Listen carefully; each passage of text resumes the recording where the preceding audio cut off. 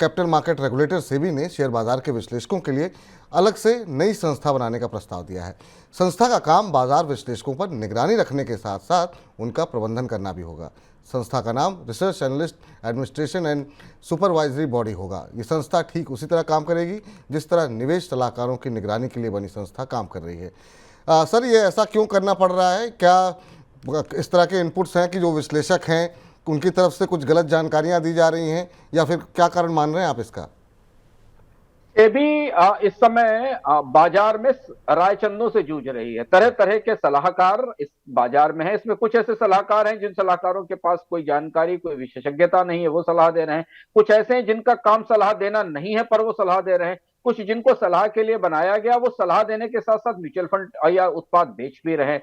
धीमे धीमे पिछले एक साल में सेबी ने उन सारे क्षेत्रों की पहचान की है जहां से म्यूचुअल फंड के मामले में निवेशकों को या तो गलत सलाहें मिल रही हैं, मिस सेलिंग हो रही है, और उसमें रिसर्च एनालिस्ट एक हिस्सा है। आपको याद होगा हमने मनी सेंट्रल में विस्तार से उस मामले को कवर किया था, जिसमें सेबी ने यह पाया था कि एक फर्म थी जो अपने को रिसर्च एनालिस्ट बताती थी और उसके बाद वो म्यूचुअल फंड और स्टॉक सेल भी करने लगी, म्यूचुअल फंड की सेलिंग करने लगी। और इसलिए ये वो मामला था जो जिस मामले ने काफी सारे सेबी को काफी सारे नियम बदलने पर मजबूर करना पड़ा।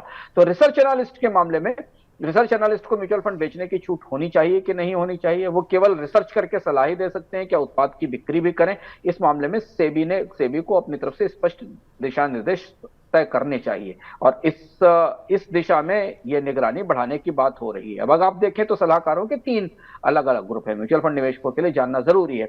एक वो है जो इन्फ्लुएंसर हैं जिनके बारे में सेबी काफी सख्ती कर रही, जो आपको इंस्टाग्राम पे, टेलीग्राम पे, फेसबुक पर, ट्विटर पर आकर तरह तरीके के म्यूचुअल फंड या स्टॉक खरीदने की सलाह देते हैं। उनसे सतर्क रहें क्योंकि सेबी का मानना है कि उनके पास कोई जानकारी नहीं। दूसरे में रजिस्टर्ड इन्वेस्टमेंट एडवाइजर हैं जिनका पंजीकरण सेबी के पास होता है, जिनको आरआईए कहा जाता है। ये एडवाइजर्स इस बात के लिए अधिकृत हैं कि वो म्यूचुअल फंड खरीदने के मामले में आपको सलाह दे सकें और आपकी मदद कर सकें। रिसर्च एनालिस्ट की क्या भूमिका होगी? क्या वो म्यूचुअल फंड बेच पाएंगे कि नहीं? उन्हें बेचने की छूट नहीं है फिलहाल, और उन्हें इन कामकाज में कैसे आगे आने दिया जाएगा या उनका काम केवल रिसर्च करना होगा, ये बात सेबी को स्पष्ट करनी है।